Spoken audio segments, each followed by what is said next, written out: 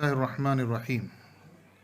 دین کی خاطر سختیوں کا برداشت کرنا اور تکالیف و مشقت کا جھیلنا۔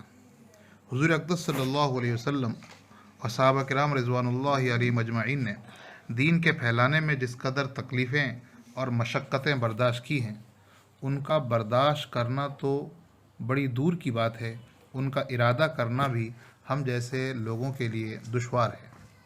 تاریخ کی کتابیں ان واقعات سے بھری ہوئی ہیں، مگر ان پر عمل کرنا تو علیحدہ رہا، ہم ان کو معلوم کرنے کی بھی تکلیف نہیں کرتے۔ اس باب میں چند قصوں کو نمونے کے طور پر ذکر کرنا ہے۔ ان میں سب سے پہلے خود حضور اکرم صلی اللہ علیہ وسلم کے ایک قصے سے ابتدا کرتا ہوں کہ حضور پاک صلی اللہ علیہ وسلم کا ذکر برکت کا ذریعہ ہے۔ حضور اکرم صلی اللہ علیہ وسلم کے طائف کے سفر کا قصہ۔ نبوت مل جانے کے بعد 9 برس تک نبی اکرم صلی اللہ علیہ وسلم مکہ مکرمہ میں تبلیغ فرماتے رہے اور قوم کی ہدایت اور اصلاح کی کوشش فرماتے رہے، لیکن تھوڑی سی جماعت کے سوا جو مسلمان ہو گئی تھی اور تھوڑے سے ایسے لوگوں کے علاوہ جو باوجود مسلمان نہ ہونے کے آپ کی مدد کرتے تھے، اکثر کفار مکہ آپ کو اور آپ کے صحابہ کو ہر طرح کی تکلیفیں پہنچاتے تھے، مذاق اڑاتے تھے اور جو ہو سکتا تھا اس سے درگزر نہ کرتے تھے۔ حضور پاک صلی اللہ علیہ وسلم کے چچا ابو طالب بھی انہی نیک دل لوگوں میں تھے جو باوجود مسلمان نہ ہونے کے حضور اکرم صلی اللہ علیہ وسلم کی ہر قسم کی مدد فرماتے تھے۔ 10ویں سال میں جب ابو طالب کا بھی انتقال ہو گیا تو کافروں کو اور بھی ہر طرح کھلے مہار اسلام سے روکنے اور مسلمانوں کو تکلیف پہنچانے کا موقع مل گیا۔ حضور پاک صلی اللہ علیہ وسلم اس خیال سے کہ طائف تشریف لے گئے کہ وہاں قبیلہ ثقیف کی بڑی جماعت ہے، اگر وہ قبیلہ مسلمان ہو جائے تو مسلمانوں کو ان تکلیفوں سے نجات ملے اور دین کے پھیلنے کی بنیاد پڑ جائے۔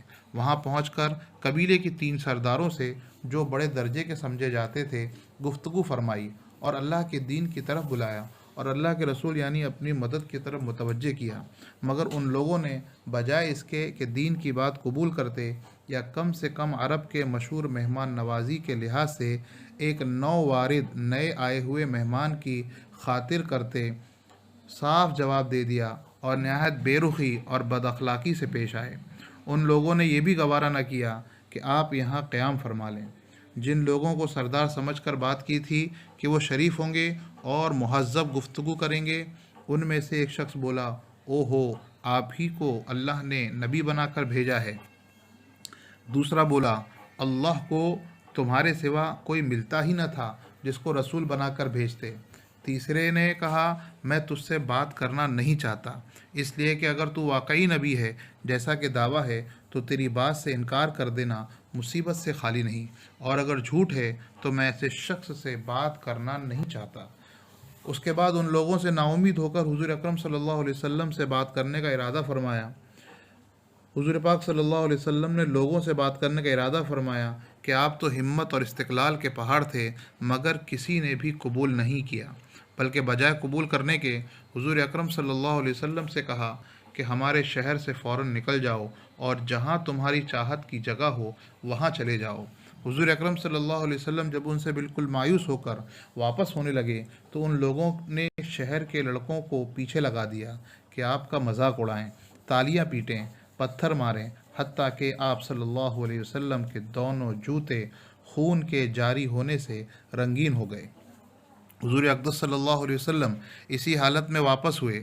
جب راستے میں ایک جگہ ان شریروں سے اطمینان ہوا تو حضور پاک صلی اللہ علیہ وسلم نے یہ دعا مانگی، اللہم الیک اشکو ضعفت قوتی وقلت حیلتی وہوانی علی الناس، اے اللہ تجھی سے شکایت کرتا ہوں، میں اپنی کمزوری، بے کسی اور لوگوں میں ذلت و رسوائی کی، یا ارحم الراحمین انت رب المستضعفین وانت ربی الی من تکلنی الی بعید یتجہمنی ام الی عدو ملکتہ امری ان لم یکن بک علی غضب فلا ابالی۔ اے ارحم الراحمین، تو ہی ضعفاء کا رب ہے اور تو ہی میرا پروردگار ہے، تو مجھے کس کے حوالے کرتا ہے؟ کس اجنبی بیگانے کے جو مجھ کو دیکھ کر تر شروع ہوتا ہے اور منہ چڑھاتا ہے، या कि किसी दुश्मन के जिसको तूने मुझ पर काबू दे दिया। ए अल्लाह, अगर तू मुझसे नाराज़ नहीं तो मुझे किसी की भी परवाह नहीं, तेरी हिफाजत मुझे काफ़ी है। मैं तेरे चेहरे को उसके नूर के तुफ़ैल जिससे तमाम अंधेरियां रोशन हो गईं और जिससे दुनिया और आखिरत के सारे काम दुरुस्त हो जाते हैं, इस बात से पनाह मांगता हूँ कि मुझ पर तेरा गुस्सा हो या तू मुझसे नाराज़ हो। तेरी नाराज़गी का उस वक्त तक दूर करना ज़रूरी है जब तक तू राज़ी न हो। न तेरे सिवा कोई ताकत है और न कोई क़ुव्वत। क्या मालिकुल मुल्क की शान कहारी को इस पर जोश आना ही था कि हज़रत जिब्राईल अलैहिस्सलाम ने आकर सलाम किया और अर्ज़ किया कि ए अल्लाह ताला ने आपकी कौम को अल्लाह ताला ने आपकी कौम की वो गुफ्तगू जो आपसे हुई सुनी और उसके जवाबात सुने, और एक फ़रिश्ते को जिसके मुतालिक पहाड़ों की खिदमत है आपके पास भेजा। आप सल्लल्लाहु अलैहि वसल्लम जो चाहें उसको हुक्म दें। उसके बाद उस फरिश्ते ने सलाम किया और अर्ज़ किया कि जो इरशाद हो मैं उसकी तामील करूं। अगर इरशाद हो तो दोनों जानिब के पहाड़ों को मिला दूं जिससे ये दरमियान में कुचल जाएं, या जो सज़ा आप तजवीज़ फरमाएं। हुज़ूर पाक सल्लल्लाहु अलैहि वसल्लम की रहीम करीम ज़ात ने जवाब दिया कि मैं अल्लाह से इसकी उम्मीद रखता हूँ कि अगर ये मुसलमान नहीं हुए तो उनकी औलादों में से ऐसे लोग पैदा होंगे जो अल्लाह की परस्तिश करेंगे और उसी की इबादत करेंगे।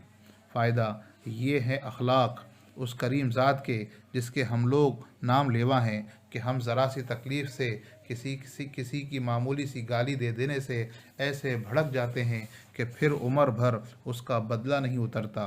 जुल्म पर जुल्म उस पर करते रहते हैं और दावा करते हैं अपने मुहम्मदी होने का, नबी के पैरू बनने का।